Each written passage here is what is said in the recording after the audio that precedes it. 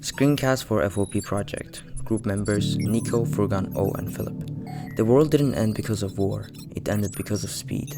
Developers stopped thinking and started shipping. Planning and testing were skipped in favor of constant updates. They called it vibe coding, commit, push, deploy, again and again. Factories adopted the same mindset.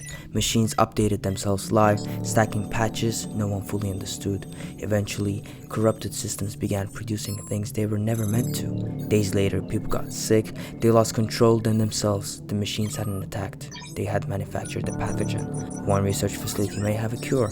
You're one of the last unaffected ones. Reach the facility, secure the cure, and end the outbreak. Menu. In the menu screen, when the levels button is clicked, the difficulty of the game can easily be adjusted by toggling between tutorial, easy, medium, and hard levels.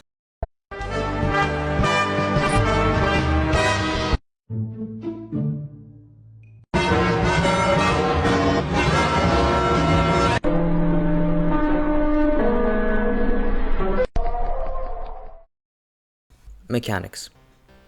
Basic movement consists of the WASD keys. Holding shift to sprint, pressing the space button for a melee attack, or clicking the mouse button 1 for shooting when the shotgun or gun is equipped. Player can press R to reload when out of ammos. Some level contains clues which help to turn the lights on so that the phogophore disappears. To inspect the papers, simply walk up to them and click E. Toggling between items has never been easier, simply press 1, 2, 3 or 4. To use the syringe, simply press 4, then E. Zooming in and zooming out is done by pressing either the minus or the plus keys. Press T to launch the commands, but make sure not to overuse it for peak gaming experience. Escape button is used for pausing the game. HUD. In the bottom right corner, the minimap shows the layout of the level, with yellow dots highlighting clues needed to restore the lights. Interacting with the paper using E opens up pop-up displaying the clue, and any numbers are automatically stored in the top right HUD box. The HUD also displays time, health, life status, and a biohazard bar showing the percentage of remaining threats in the level. It indicates whether the keycard has been collected, if the exit is locked, and how much ammunition you have. Ammo is labeled with G for guns and S for shotguns. Reload when needed. Enemies and traps.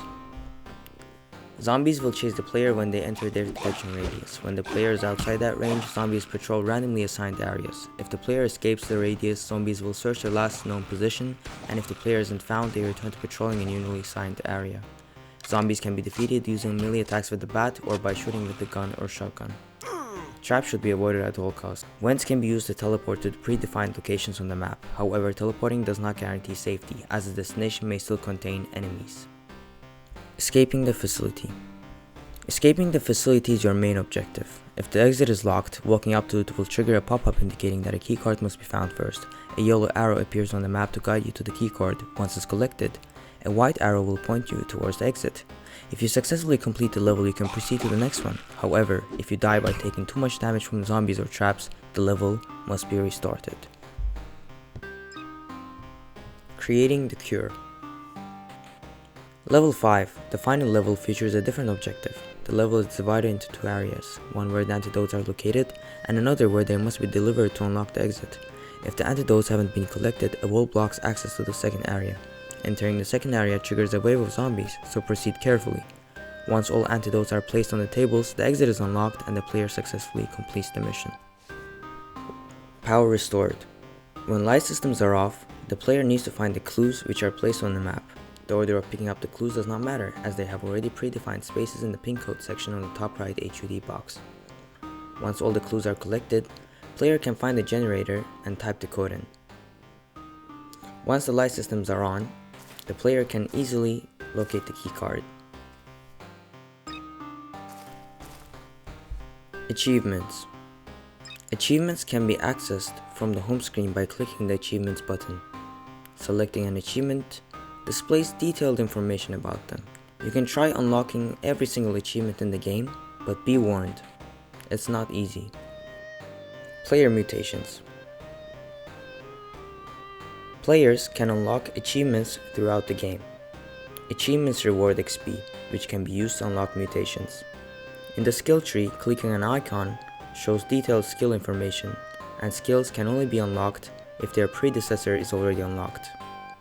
The fifth slot unlocks a special mutation.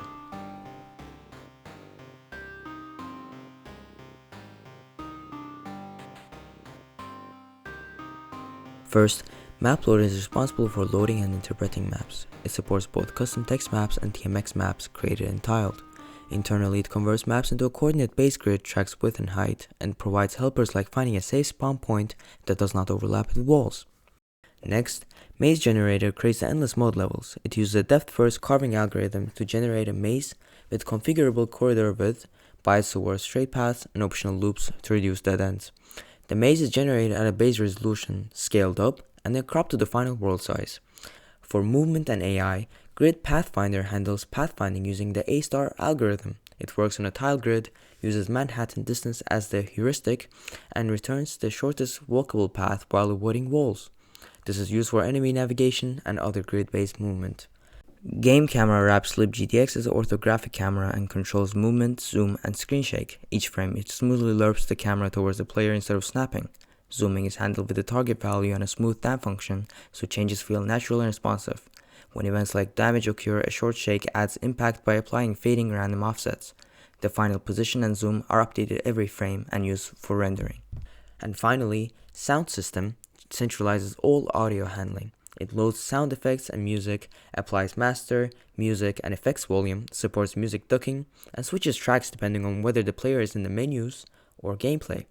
It also exposes simple helper methods for common events like shooting, footsteps, damage, and UI clicks.